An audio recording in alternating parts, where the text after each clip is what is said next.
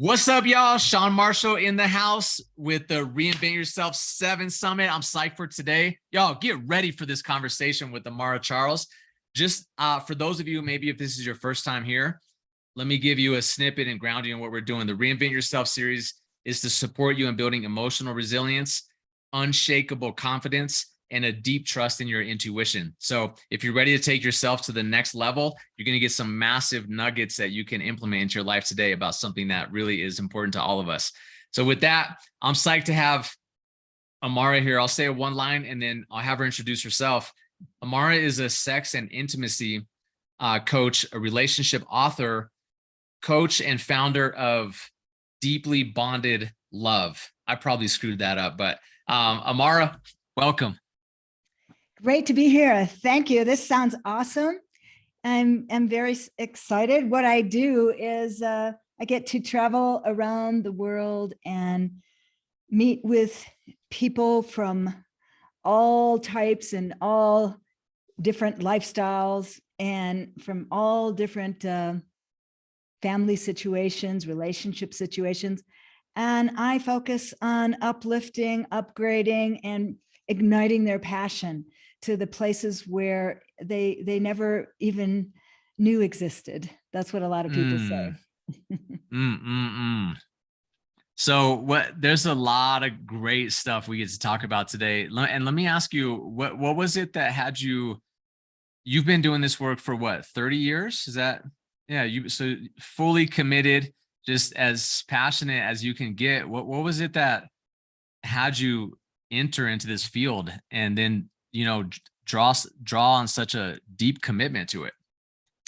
Well, that's a great question, Shawn. I like to say, well, I came from a pretty, I think, typical family where in our family, we didn't really talk about sex at all. In fact, it was so natural that we just never really spoke of it at all. So, and I went from there, grew up where I had no education, no idea that, that was really something you needed to talk about. And, I grew up liking sex pretty well and having a bunch of experiences. And then fast forward, I came to a point in my life where I'd had a series of, honestly, pretty devastating breakups. And I was completely confused and I didn't know what I wanted. I didn't know where to turn. I didn't know what was missing. I didn't know what was wrong. And so it was around that point in my life where I met a friend and she told me about a workshop and where they focus on spiritual sexuality. And I was like, what is that? And so there began it was just epic. It was just mind blowing. I had no idea you could ask for what you want. I had no idea that you could, communicate clearly, even expressing feelings in the world of intimacy and sexuality. It was just completely foreign to me. And it just rocked my world. And I realized I saw such a dramatic, radical change in my own life. My relationships got better. I started, meeting like much more interesting and I could engage better and I could choose to enter into a relationship and exit a relationship if I needed to. And then progressively, I really found a place in my life where, I've been living with my partner for 17 years. And so really there are skills that I didn't even know existed of how you can have just a tremendously fulfilling, satisfying, healthy, and really happy relationship. So that's what I devoted my life to. And I have to say, I think I have the best job in the whole world. It's awesome. It's awesome. And your passion for it is awesome. And I feel what you're saying. Like, I grew up similar. My parents didn't talk to me about sex or anything like that. It wasn't part of the dialogue growing up. I remember I found condoms once in my dad's drawer. Sorry, Dad, I looked and I was like, my parents have sex? Like, that's disgusting. It kind of had to go out and learn. Just sounds like you. And you know what else, why I really love just having this conversation with you is I really think that it's my experience that the relationships, generally speaking, and then of course you layer all the pieces on that we're talking about, like sex and intimacy, is like the biggest source of joy, and also can be the biggest source of pain and hurt. And so it's such a topic that affects us all. And so that's why I'm just so enthusiastic to talk about this. Wow. When you went, and I know people can relate to what you said with having a bad breakup, and I'm sure everybody listening can relate to that. I know I can. So you said that, you know, you had a series of bad breakups, and then you went to this workshop, and then and then you even started like attracting people differently. What were some of the big shifts that you made, maybe like aha moments that you had after taking that first workshop that shifted the way that you were even just approaching relationships from the get-go? Well, and that's we could just talk the whole rest of the time just on this, you know? Yeah. Yeah. I think the biggest early takeaway that, I mean, I heard you say, Shawn, like, ooh, you saw your parents and that's disgusting. And Yeah. like, wow, where does that come from? Where do we get Right. that? Right. And you don't remember anybody telling you, Shawn, this isn't good for you and all this, but we get it. Right. So the biggest takeaway I got was this thing that I just had never heard before, is that sex is actually very natural, very healthy, and that when it's used well, it's not only a lot of fun, it's really, really good for you. So what I discovered, and what I share in my program, is that really there's 4 kinds of sex. First, the first kind we all know about, sex for procreation, and we all got here by, you know, by that means, okay? And no matter what our parents thought about that, that's how we're all here, right? And then there's sex for recreation or recreation. And like you said, that can be a whole heck of a lot of fun, and we all like it and it's fun. And, you know, when I ask people, you know, how many of you like sex? Like, you know, do you like sex, Shawn? Do you like sex? Love sex. Yeah. Absolutely. And Yeah. then, okay, so if it's supposed to, we like it, it's supposed to be so much fun. Well, then how Yeah. come we spend more time avoiding it than having it?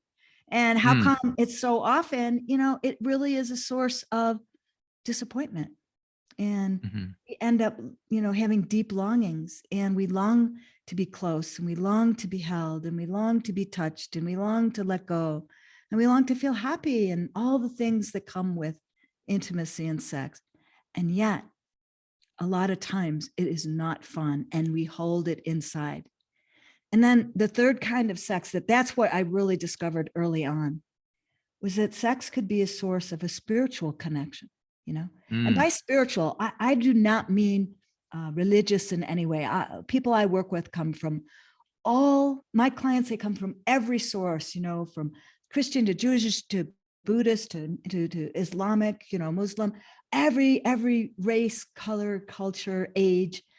And the bottom line is that there is a way that when we open ourselves and we feel that connection, that original source that created us, we really can touch source. We can touch God. Okay. Yeah. And, you know, I mean, I jokingly say a lot of times, okay, when we're in the middle of an orgasm, we say, oh, what do we say? This, Oh by my the way, God. language. Oh my God. I'm coming. Yeah. You know, and we don't say, oh, I'm leaving, you know? Right. Right. You know, like, where does that come from? You know, where Yeah. does that come from? So we know this. So that early on, to answer your question, Shawn, is like, you know, and I talk about this, you know, in depth. This is just one aspect in my program. But the first place of where it starts is to recognize that, hey, you know, sex is a natural thing. It's a beautiful thing. And it's for our health. It's for our feeling of connection. Okay. We all want the same thing. The question is, and this is what I talk about in my programs, that I show people how to have this. And I give experiences of how to have this. How do you get back that connection? Mhm. It's a great question. Yeah. Like in a relationship and you stop having sex, and how do you get that connection back? Wow. Well, that too is a big, great, fantastic topic. And it's, we've Or all did had, or did you mean how do you get that spiritual connection back? no, I did mean, how'd you get that excitement back? I'm talking Yeah. about that excitement that, we've all felt it in the beginning of a relationship where there's this ignition and we feel tingly. We just can't wait to see them. And all we can think about, and there's this huge bubble. And then there's this silly myth, and I call it a fake myth that Mm. says, okay, well, that just lasts in the beginning and you can't keep that up and it always goes away. And, it's just there for a beginning. And people even think that that's a biological necessity so that, people will make babies and stuff. But that's fake. That's totally fake. And what I say is that, okay, I have a module in my program where I dive deep into this, and really, there's 10 reasons why people lose their passion, and there's 10 ways to get it back. And I'm just going to focus on one here. Okay. All right. This is what it really boils down to. And I call this having a trinity of power. Okay. And it starts with having care. And it starts with having what I call care for yourself. Now, people say this all the time. They think they do care for themselves. They think they are communicating. And really, in any relationship where the passion fades, it means the care has diminished too. The care for yourself and the care for another. So that's one of the first things that we got to learn how to, what I say is ditch the self focus and learn how to focus on giving to another. Now, I know that like a lot of people think, oh, but I am giving and I give too much. And I understand that. Okay. But what ends up happening is when you stop caring for yourself, is you start being stingy with your love. Okay. You start being stingy with your compliments. You start getting irritated, and what I say is like an irritation is a sign to like wake up, that something needs your attention. That's all it is. It doesn't mean, there's something wrong. And so it builds up into resentments. And the second part is the second piece is to have compassion. Okay. And it's really of learning to be of service in your relationship. And I have a bunch of ways that I show people what I mean and how to do this. Okay. So it's focusing on what the other needs, and at the same time, learning how to express what you desire. Okay. And what holds you back. Okay. And the third part is certainty, having certainty. Nobody really likes to have hesitancy in passion, especially if it's, chronic, if it's really a lot of hesitation and there's like a holding back and you're shutting down and you don't want to ask for anything and you can't ask for anything and you don't want to be rejected. Okay. So you lose your confidence, you lose your certainty. So what I do is I show people how to get that back. And that's a huge part of what really ignites passion, is getting back your self-care, getting back your compassion and your understanding of others, and also understanding yourself, and then your certainty, your mojo, your confidence, and building learning how to ask for what you want. And I show people how to not only ask for what they want, I show them how to get it. I freaking love this. So tell me this, where's the where's the distinction between when you talk about care and then there's this balancing act of caring for yourself and connecting into what your own needs are and learning how to express those. But also I heard you say like really learning how to be generous and caring for your partner and understanding what they want. Do you say, is there an order? Is it put your own needs first? Like, how do you balance those two so you're doing both? Well, yeah, that's a great question. Okay. And of course, if you are neglecting your own needs, you're not of any good use to others. I mean, the Mhm. thing in the airport is, you gotta, you can't go help your Yeah. child in putting their mask on if you can't breathe, right? So, Right. I mean, it just really comes down to that. And at the same time, if you're going to be in a relationship, look, you can't just focus on your own needs, and you can't just focus on yourself. At the same time, 99% of the relationships, the clients that I work with, there is that place where they have forgotten to care for themselves first. So yes, you come first. 99% have Oh, forgot to yeah, care for themselves first. Wow. yeah. I mean, they're trying their best. Look, we all want the same thing. We want love and connection, and we want, tenderness, and we want passion, and we want to feel like we matter to somebody. That's what we Mhm. want inside a relationship. But the bottom line is really underneath that lack of care. What I hear over and over and over again is that, I'm not sure I deserve it. I'm not sure I'm Mm. good enough. Those are the things that are not only in our sexuality, but they're also like they permeate every aspect of our life. Like, I'm Yeah. not sure I'm worth it. I'm not sure I really want pleasure even. And that's where a lot of people get stuck.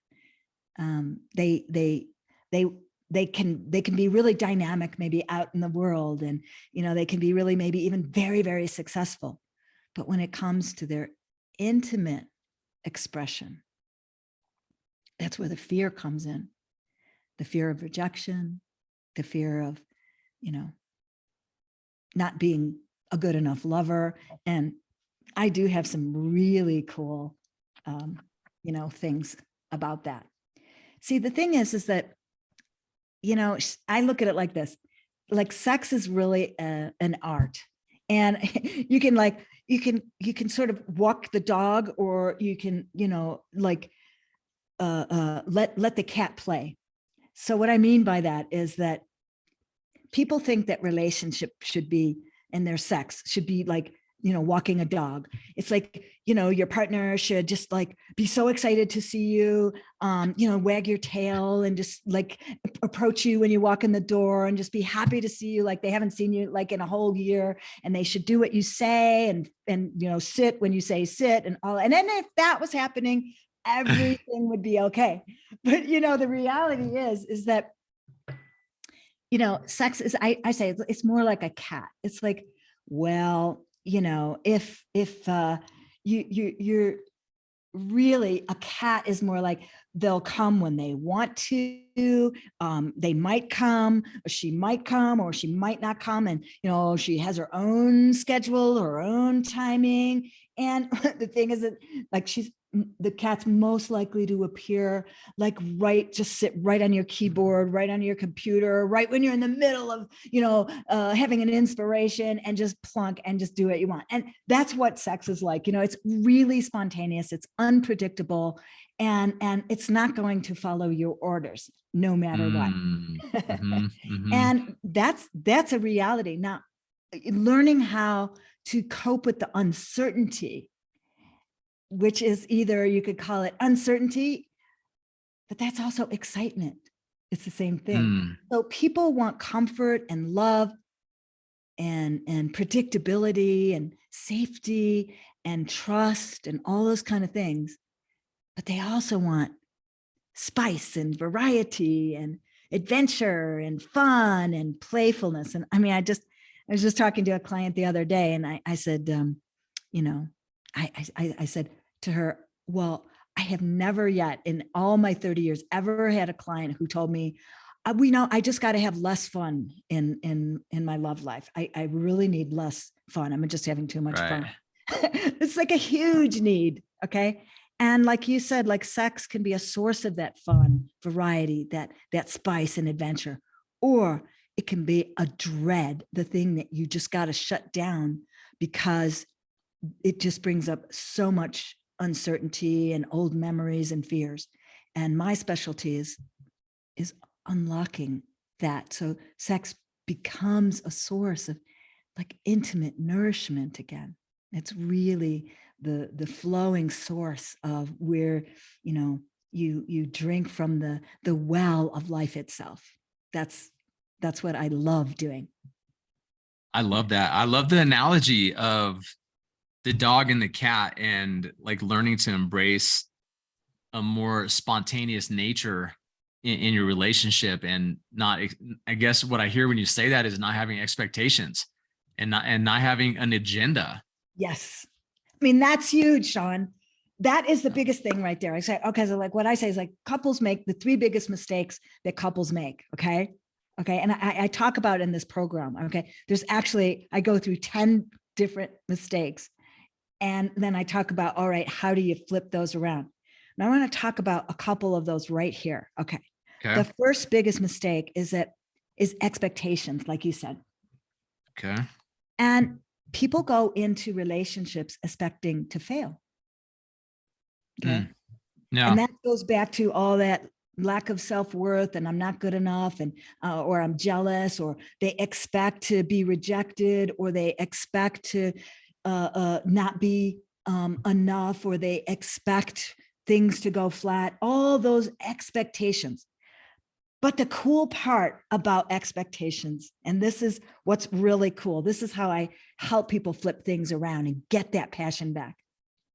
Expectations, they are so cool because, yeah, you can have negative expectations, but you can walk in a room expecting to win, right? And I know that's all about what you do. The first 5 minutes of talking to you, I knew, Shawn, that's what you do. You expect this interview to be fantastic. I can feel it. I know it. I see it in your face. I hear it in your voice. I feel welcome. I feel alive. And in a nanosecond, I know that you have the expectation, you have the confidence that this conversation is just going to be off the charts. Okay. That was exactly. You freaking pegged me. Yeah. Yeah. I mean, you said it. It was the first thing, right? Yeah. You could do the same thing by building your chops in your love life. Now, people rely on experts to tell them things.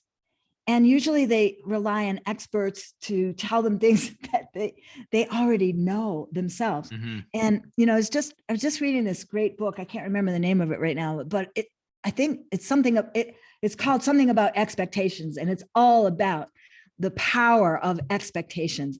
And, like our brains are prediction machines. And what we feed our mind is what we're going to predict. And what I mean by this is like, okay, there was this group of Harvard researchers, and they went into this hotel chain, and there were all these, the workers and the maids and the people who maintained the building and so forth. And these very special, credentialed Harvard researchers went in there, and they told all these workers, they said, we've done this research and we've done these studies, and it turns out that, the work that you do here by vacuuming and making the beds, et cetera, is equivalent to the highest paid fitness trainers. And the work that you all do is equivalent to just having the best world-class, high-class fitness trainers. And then they came back a month later, and they measured their blood pressure and their sleep and their hormones and all these physical things. And it turns out they came back a month later, and every single measure across the board was lifted. Their blood pressure was down, wow. Their heart rate, their weight loss, their sleep was better, their hormones were different across the board, 100%. Okay. And it was all because they were told that the work that they do is actually keeping them in great shape. Wow. Now, what do you do with that? So how do you enter into a relationship? How do you enter into an intimate engagement? Do you expect to win? Or do you intentionally or unconsciously, a lot of our expectations, you know this is right, they're unconscious. And like we said earlier, they've been fed to us. Okay, we have beliefs that we picked up from someone else. Someone put us down, someone bullied us, and we're not good enough. And we carry those old beliefs, and we carry them as adults into our adult relationship. And that's what really cripples those old put downs, those old beliefs, and those old coping mechanisms. Okay. So in a way, you know, we were modeled, we were taught how to withdraw, how to avoid, how to shut down, how to yell, how to fight, how to do all of this stuff. And all of this comes into our relationships. So the first thing, the first mistake that people make is that they walk into situations with negative expectations that limit them.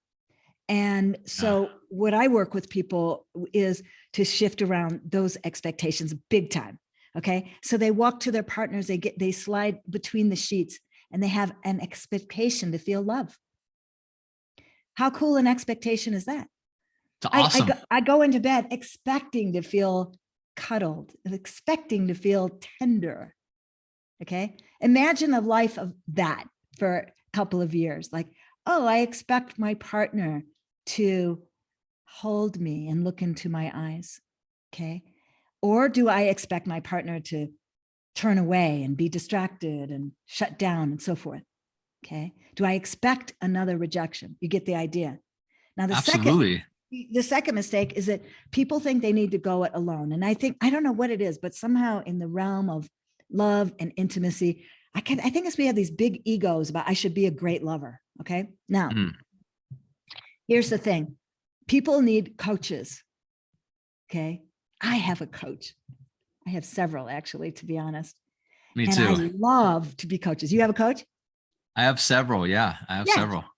But in the realm of love, oh no, I should know how to do that. Where did we get that education? We didn't get that education. Like, how about having an expert pro coach in your love life? Okay. Now there's something I want to share about having a coach and what it gives to you. Okay. Going it alone is probably the biggest, silliest mistake. It's a huge investment in your life. Like, how much energy in your life do you gain when you have harmony at home, harmony in your heart, love in your life? It's exponential what you can do when that part of your life is flowing. Whereas if you have difficulty and you're not expressing your needs, etc., you're not communicating, you're stuffing it. Someone called it yesterday. I was working with a client. He had an amazing name for it. He called it, I have this stockpile of resentments that I've been building up for 10 years. And I talk them out. We talk about them. I've went to counseling, and I say that I go where other therapists won't go. I will go into the real nuances of what's preventing you from opening up sexually. Okay. A lot of therapists, they skirt around around the issues. They go around the bush. I go straight into that. And we talk about communication and trust and what are your lovers types? What is the difference between you? That's something that I really is my favorite topic, is knowing your lover's type. Yeah. And I will talk about that more if you ask me some questions about that. And I'll finish here with the third thing is that the third biggest mistake is that people surround themselves with doubters. Okay. And I think that's probably why you build this community here, Shawn, of people inventing and reinventing their life. Isn't it cool to have guests like one after the other? This one reinvented their life. This one went from a hard time and now they're very successful. The world is full of people that have succeeded, that are doing phenomenal things. All right.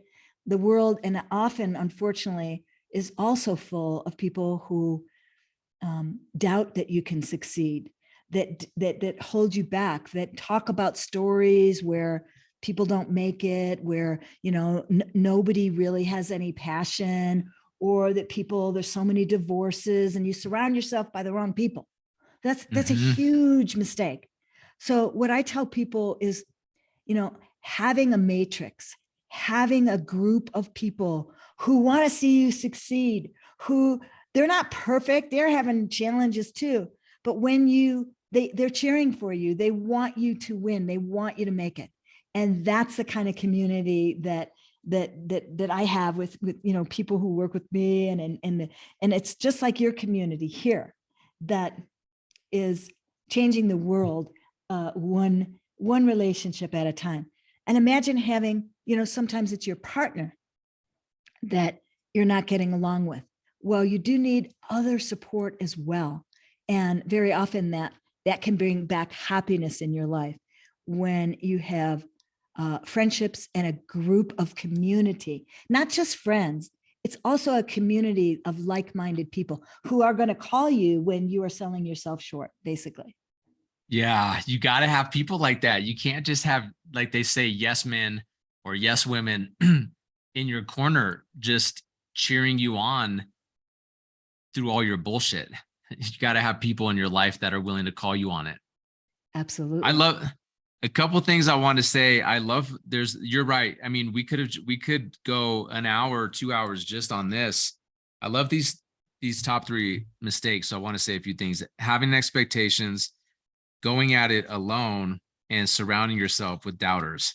I'm going to start with that and just say it's really easy to have your own doubts, and then consciously or subconsciously, that type of energy that you're in, you attract other people in who have similar doubts, and then it reinforces, it can easily reinforce your own doubts, and you have to be careful of that. I mean, it's like it's like I've heard, I think the classic one, it's not exactly on topic, but the classic one that I heard, a million times is when you get pregnant, you're going to gain weight, and that's it. Your body's ruined for the rest of your life type thing.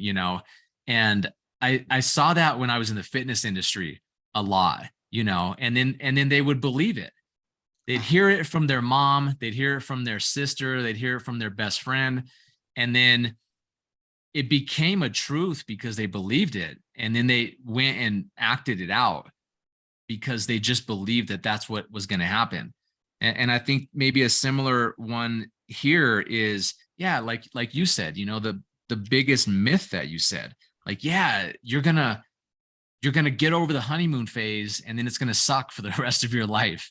Good luck with that. And then you believe that. And then you're operating from that space It's a rather prediction than machine. You're a prediction machine. And that, lo and behold, by golly, that happens. the prediction machine. I love that. And then I love what you said about the expectations too, because it's such a simple thing to believe I'm going to go slide in the bed and my partner's going to have their back turned to me. And it's like, in that simple belief, you've given all of your power away. And then that's exactly what's going to happen. Versus what you said, the way you said it is, no, it's like, it comes back to me how I'm going to go in there. I'm going to go in there and expect to have connection and Right. passion. Right. Let me ask you this too, on that one thing. Mhm. Because sometimes we need practice, right? Like we Yeah. need to Oh, learn how to yeah. practice. Oh, yeah. What's your take on, like, okay, I'm expecting to go in there and feel connection, right? And then you you're in the bathroom, like pumping yourself up and like, let's get in there. And then you go in there and your partner's asleep and it's like an Oh, instant yes. Of buzzkill, course. I right? know exactly. It's like, okay, this is the way I take it. Okay. Like, you were in the fitness, right? You know that you're not going to gain muscle. You go in there one time and you lift a weight. Okay. You do it once. Wow. How come I don't have any muscle? How come it didn't work? We try it like 1 or 2, 3 times, and most people, they quit. They give up. The most important thing is to have the 4th C. I talked about care, compassion, certainty. The 4th one is consistency. You're not going to go and just have a good attitude once and look at yourself and pump yourself up once in the bathroom, and then boom, magically your partner is going to just open wide and open their heart and open their being to you magically. Okay. Amara, you're saying there's not like an app I can download to just make this easy? Come on now. I have to practice. It really takes, I call it conditioning. Yeah. And you got to condition your mind. You got to condition your body. There are beautiful skills to learn. And one of the most important things, like the biggest pitfall people make, is that they think that their partner kind of likes what they like. The truth is that you got to find out what your partner really likes. And this is what, over the 30 years I've been working, I noticed that there is this pattern, that there's 4 different kinds of lovers. Okay. So you've heard of the 5 love languages. Well, I was going to ask you about that. I love that you're okay. It Great. goes much deeper, and it goes like directly into intimacy and sexuality. It focuses, what kind of lover are you? What turns you on? What is the approach that works? Okay. And I go into depth in my programs. I'll give you just one example. Okay. Okay. The biggest transformation I see is when people go into an engagement with not only this inner expectation, like, okay, I'm going in to win. And even if something doesn't go my way, I have been conditioning myself so that when I get rejected, I come back faster and I don't crumble and collapse and turn everything off and put myself down or go into some old pattern. Okay. Because I've gone to the gym, because I've conditioned myself. Okay. And that is the true work. Then the other thing is that you got to go in with a powerful question. Okay. Like asking, well, Shawn, what do you want to do here in this interview? Or if we were intimate, oh, well, what do you want? Okay. That's not a powerful question. Now, when you know your lover's type, which is something I go into full depth, I'll just go into a little bit here. Okay. Okay. So if I asked, what would make you most happy? Being caressed until you forgot where you are, or being mesmerized by fascinating stories until your mind is on fire, or having amazing support in your dream and what we came here to do, and having amazing partnership in your dream, or being serenaded on a gondola with musicians and beautiful candlelight and stuff. Like, what would float your boat most, Shawn? I'm just curious. You're asking me? Yeah. Wow. I like it's not typically a masculine trait, but being heard is a big one for me. Like, and acknowledgement, like walking in a room and and being acknowledged, like whatever's going on. Like I like to be acknowledged, like, and seen, heard. That's a big one for me. And then that carries over like into the bedroom. Like when I go into the bedroom, same thing. I want to feel a deep sense of connection. Connection is really the one way of being that had me shift careers and launch this one in the coaching industry, because I want to create connection. It's one of my biggest drivers. So probably those two. Beautiful. Beautiful. And, like just from that one statement, I can tell, I can tell a little bit about the type of lover that you are. And, I actually have, a quiz and a profile that asks you these questions that you find out your lover's type. But I can already tell that for you, like feeling appreciated and acknowledged, for something that you are, for who you are, for what you're doing, or for your body, or for anything, the feeling appreciated. And then, wanting that deeper connection. That's your motivator. That's what drives you. And it turns out, and that's exactly the kind of thing that when you have this awareness and your lover's type, and then your partner's lover type, this is what I meant. It's like, if I know that, let's say you need this really works for you to help you relax, okay? Help you to feel more at ease. You need to be appreciated and you need this deep connection. So I enter the space not only with the expectation that I'm going to have a beautiful time, but also I have an awareness of the other. I have awareness of the other, that what's needed here. Oh, they just need a little appreciation. Sometimes it's so easy. You just go in and it's remarkably simple. And yet it's the biggest thing that gets trampled on and forgotten. And it's why people don't feel heard. Okay. Feeling heard is very human. Okay? Yeah. Everybody wants it. And at the same time, and feeling love and connection, like being touched, that's human. We all need this. Okay. And when what are the top ones, the top needs of your lover, this is, what I really dive deep into is really, really knowing what you want, what you need, who you are. People say, oh, just be yourself, but who are you? You gotta know that, right? Such a deep question. Yeah. Of the deepest one, Yeah. Oh, we could go. And then really knowing, coming in and having a curiosity and asking questions is like, well, that's why I asked you, like, what would float your boat? What would help you to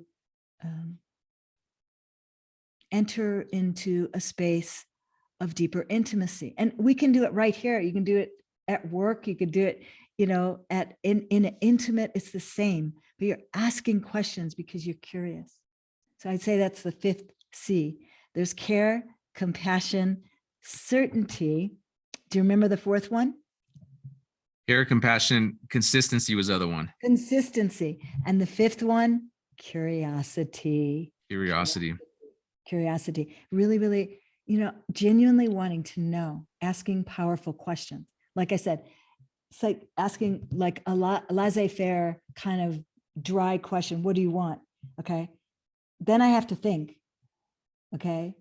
Then I have to decide. And then it puts me like, I have to know. And a lot of times, especially in intimate situation, how many times, Shawn, have you ever been in a situation where somebody asks you like, what do you want? But you don't know in that moment. Yeah. And that's cool. You don't always want to know. It's a loaded question.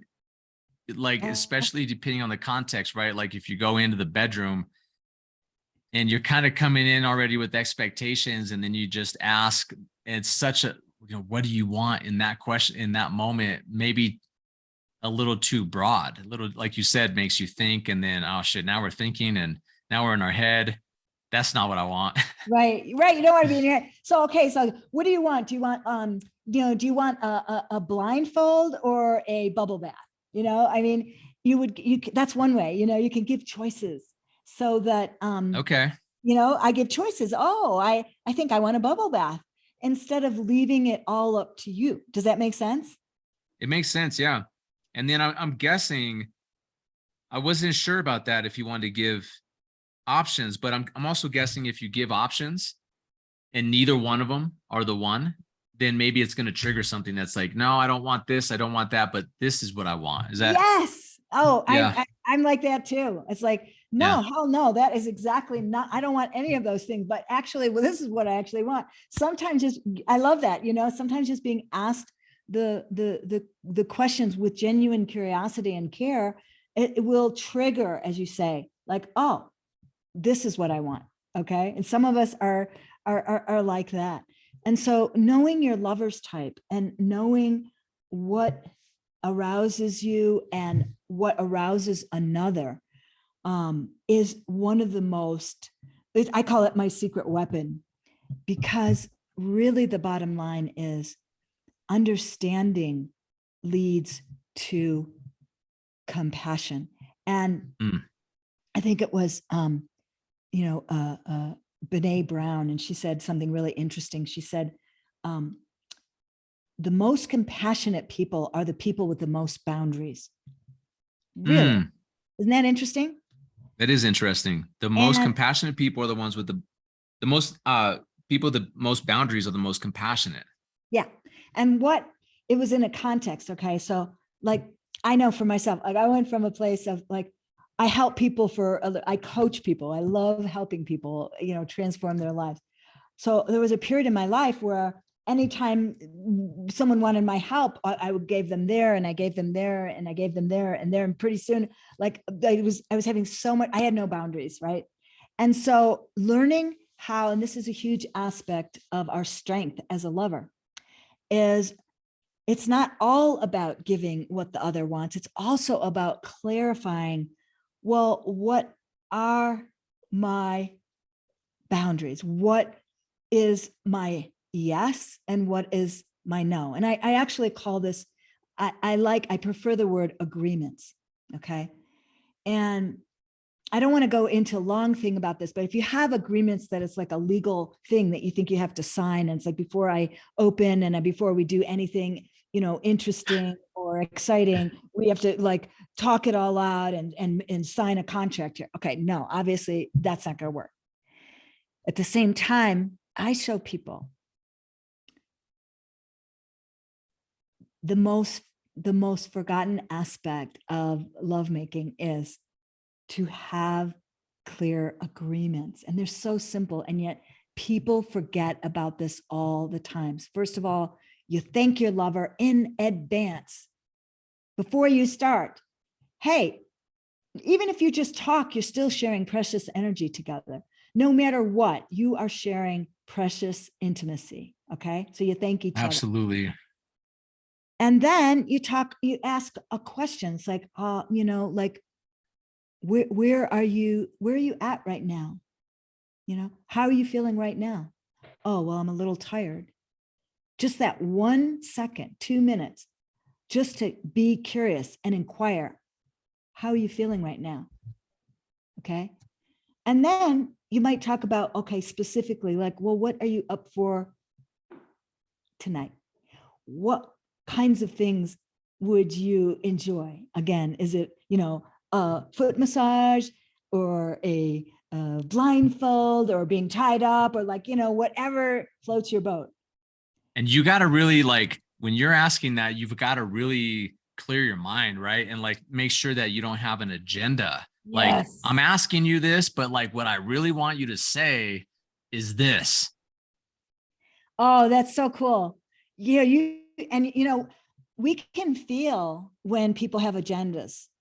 Yeah. Right. And they really want this. Okay. That's like the opposite of curiosity. That's like, preconditioned agenda, whatever. And Yeah. it's like we can, like when you go into like I'll just use a typical example. You go into like the car salesman, you have this expectation they're going to try to sell you something and they really want this. And you can feel that sleaziness. Okay. Yeah. So we've got to we're in a new paradigm right now. Nobody likes to be sold. Nobody likes to be forced into things. And nobody likes to, be pushed into things. We want to feel freedom. We don't want to feel trapped. Okay. Yeah. And so like having genuine curiosity and really wanting to know, and then just not having an attachment. Mm-hmm. Okay. Like you said, and then the fourth thing would be, to conclude with gratitude. In my opinion, gratitude is the secret sauce, the secret superpower of a great lover. no matter what, you can always find something to appreciate and something to be grateful for. And so I think these things are absolutely critical. And, they're the kind of things that I show people how to, what we were talking about earlier, condition. You can't just say thank you once. You say thank you every single time. Yeah. Every single time. And you know what I found out? Because I do this with my partner. They never get sick of it. It never grows. Gratitude never grows old. Never. Being I told love you're that. beautiful never grows old. Being told you're good looking. Being told, you're my favorite human being. We cannot hear that enough in life. Okay. Right. So these are just, some of the snippets, some of the ways that, I really, really enjoy helping people. Now, if you want to, give me, if you want to learn more and you want certain training, we're going to, I think, provide a link on your show. Yeah. And Yeah. I'll plug it when I send this out. Right. And if you want to, really connect with me and, get to hear more of a connection, like I'm going to save it to the end. I won't give it away now, but I really, I love connecting with people. And so you're going to have a way, just know that at the end, but Shawn's going to save that goodie for later.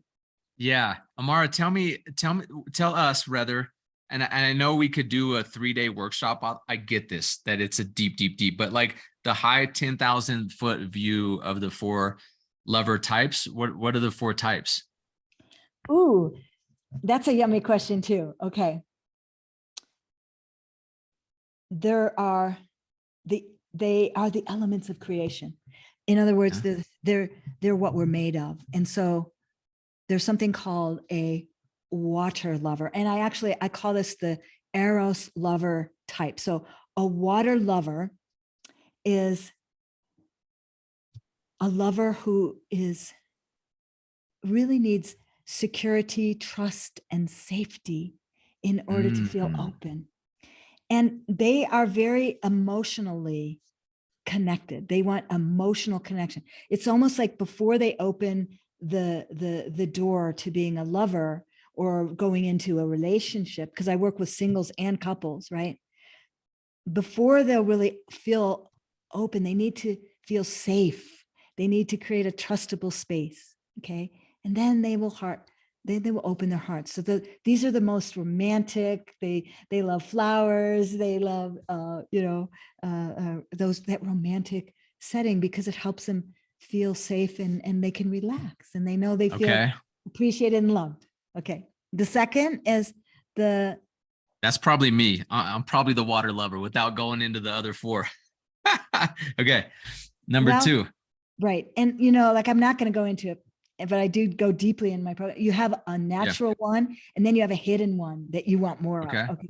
So then the second one is called an earth lover. Now, these lovers are turned on by the physical connection. Okay. They're called, wait, I should do this in order because then it spells the Eros. So it's called Eros. So it's E for emotional. And then the R is for reflective. Now, a wind lover. Okay, so there's a water lover and there's a wind lover. A wind lover is turned on by the mind, by the intensity, by compelling conversations, fascinating stories, fantasy, variety. And so they're very, very intense, like the wind. They're very creative. They switch from one thing to the other and so on. All right. So wind lovers, they need to get out of their heads, just cut it down to the simple and really tap into their whole heart. Okay. So I say, joking, I say wind lovers can, they can talk themselves out of lovemaking. They put up a subterfuge of intellect and talking and, that kind of thing. But when they're really stimulated, talking is a doorway for them. It really ignites and turns on their mind. Talking and beautiful conversation is the doorway to their heart.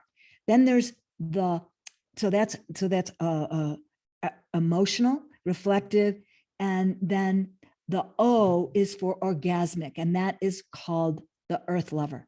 The earth lover is the orgasmic lover because their turn on is the physical.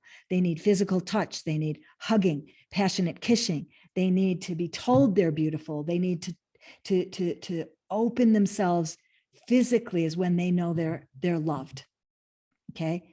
And then there is the seductive fire lover. Okay. And that's the fourth element. The fourth element is these are the energy lovers. They're turned on. I mean, they, look, emotions are great. The mental stuff is great. The physical stuff is great. But an energy lover is just turned on by the energy of the charisma, the fire of the dance, the game of seduction. They like to be seduced. They like to chase. Okay. And so they're very, very highly creative and expansive as lover, and really quite unpredictable and mysterious. So that's a little bit about the four types. And then there's the one in the center is the fifth lover type. And this is what I call the omnisexual lover. And this is the lover that everybody has a little bit of. This is the lover that is really naturally connected by nature. And they are connected to nature, the sunset and the ocean and walking in nature, and then the mountain, and their connection to wildlife and so forth, and people as well. Okay. And so there's this omnisexual quality to us that wants the full spectrum of our selves as lovers to open wildly and be held beautifully as a human being, as a lover. And so that's a little bit about the lovers type. So do you one where I messed up, I think, which one was reflective? You said reflective. That's in wind. Okay. Yeah. Got it. Because they reflect on things and they consider things deeply. Great.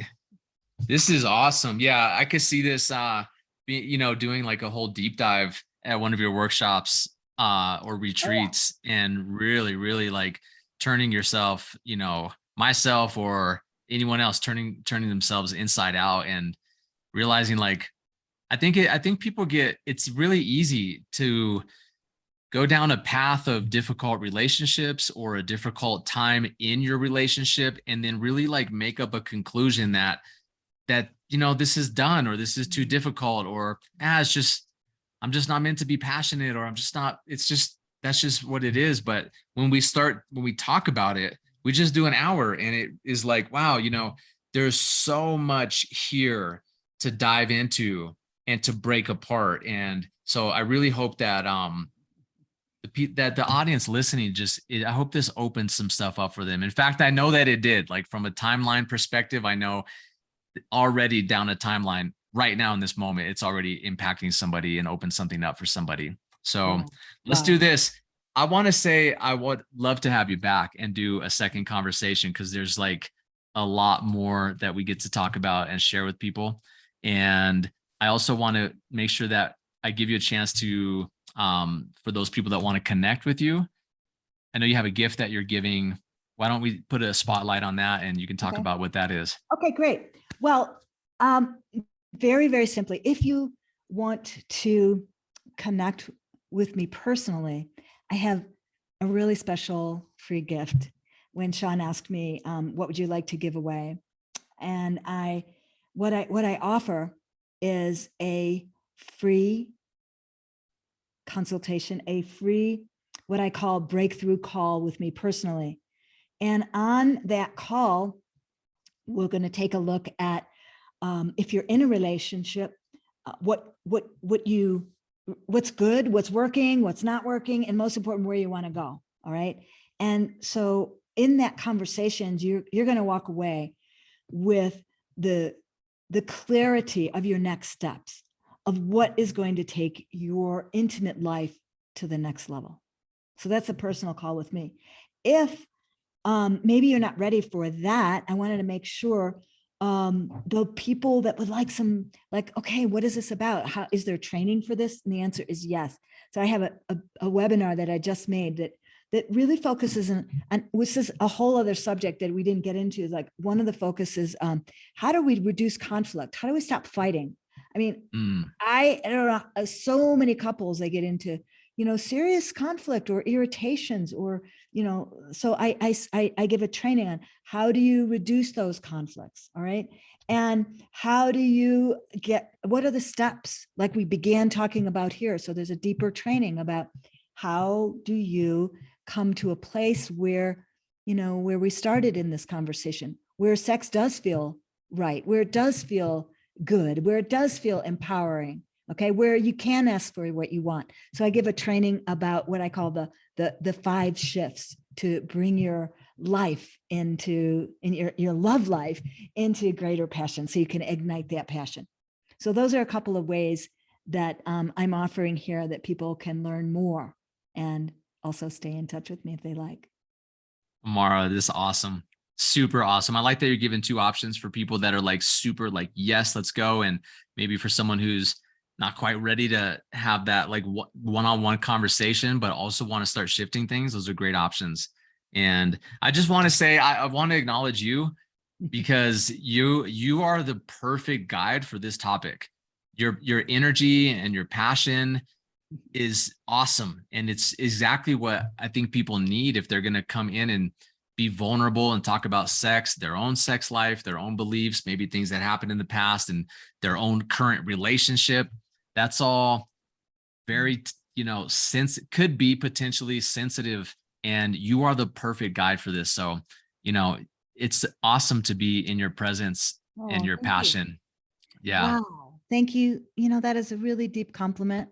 And I just thank you so much. And I see the same reflected in you, that you too, Shawn, are the perfect guide to help people to reinvent themselves. And really, there's so many people nowadays that are doing this. I mean, we talked earlier about like when this whole COVID episode came in and we had to reinvent our lives. For me, it was like, woohoo, I get to do 4 new things, and I really believed, and I know that this is going to happen for you your whole life. And it's certainly happening for me, reinventing ourselves, beginning over, starting fresh, walking in as walking into your life, like love life, like, oh, I'm not a know-it-all. I don't know everything. I'm fresh. I have so much to learn. And after, sharing in this field, there's one thing I want to share with you, for, like over 30 years. And there's one thing I say is that, yes, we're naturally passionate, but at the same time, we're still very fragile in this area. And it is a subject that is, our sexuality is exploding. I mean, so many people are talking about it. I have, like deep Christian people, for example, 10 years ago, they would never talk about that. Now they want to talk about it so much. I've helped people that are like deep aesthetics, Buddhist and so forth, and they want to know how to open into the realms of self-acceptance and self-love and self-pleasure. And they want to feel alive in this world. And so I've seen such a transformation in the years that it used to be like, I go to a restaurant, what do you do? Well, I'm a sex and intimacy coach. I didn't want to say it too loud. And now it's like, man, they're all over and I'm happy about it. And I mean, young people and, there's YouTube and everyone is learning and so forth. And so many people. So, I just want to leave on a bright note because we're going through weird transitions and difficult times and all that. The thing that gives me like amazing hope is that our sexual energy is so powerful. It's so beautiful. It's what created us. It's so strong. It's the life force energy inside of us. And we can learn how to use it wisely. And it makes all the difference in life when you have love and care and touch, and you can tap into your emotions, you can ask for what you want, and you have people in your life that, are supporting you, who want you to have it, who want you to win. So my hope for all of your viewers and listeners is that they find the teachers that they are seeking. They find the expertise, the coaching, the mentors, the assistance, the guidance that they really need. Because I do think that that every person who opens, I mean, my vision and my goal is to open and ignite 100,000 light warrior lovers into the world. That's my mission, and I'm sticking to it. And that's what I'm here to do. I'm so happy you shared your mission. That is epic. Mine is to create a connection, a world of connected people, simply put. Beautiful. Beautiful. Yeah. Well, you keep doing what you're doing, brother, because the world certainly needs you. And it's just been really been a pleasure. And I wish you all the best. And yes, to your invitation to return. I'd love to. And it's been great talking with you, Shawn. Thank you so much. Epic sister. This was awesome. Thank you so much as well. And to everyone listening at home, take action, grab those gifts, the one that resonates with you, and start making a shift right now. Yeah. And yeah, I'm Amara Charles, and it's just been great to be here. Bye for now. All right. Bye for now. Bye.